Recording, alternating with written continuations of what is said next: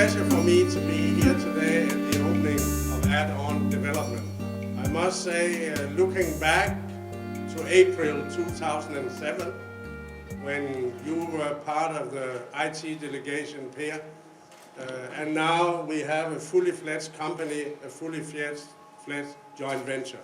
I think this shows, first of all, the commitment of the Danish partner to work seriously with Vietnam, and maybe more importantly, that the potential of Vietnamese employees in this sector is really huge.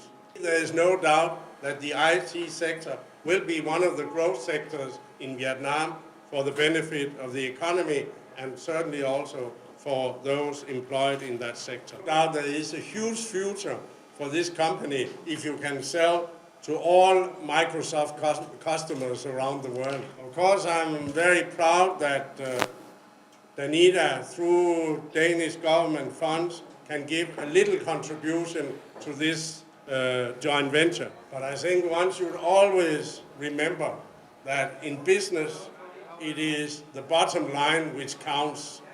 So you are on your own, you make the profit. And I want today to wish Add-on Development, its owners and its employees all the best. And I wish you a very happy future. Thank you, man.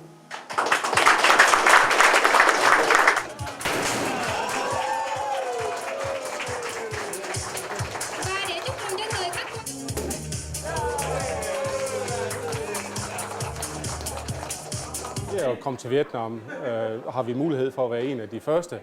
Vi har mulighed for at gå ud og finde de bedste af de bedste, opgradere dem til en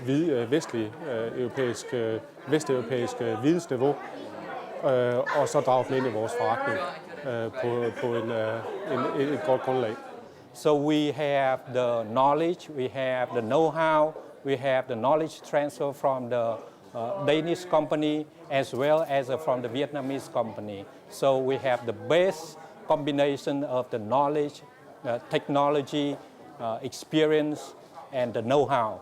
Jamen, nu kan man jo sige, at vietnamesere med en stor del under 30 år, jeg tror det er 60%, de er friske fra universitetet af, de har et højt uddannelsesniveau, de er meget vestligt orienteret, de vil altså meget gerne arbejde med vestlige firmaer. Og der kan man jo se, at vi har de folk, vi har ansat, 25 nu, de er alle sammen meget ambitiøse for at yde de ydelser, som vi nu engang efterspørger. Det er ikke os, der måske siger, at de skal blive her en time ekstra. Det gør det helt af sig selv.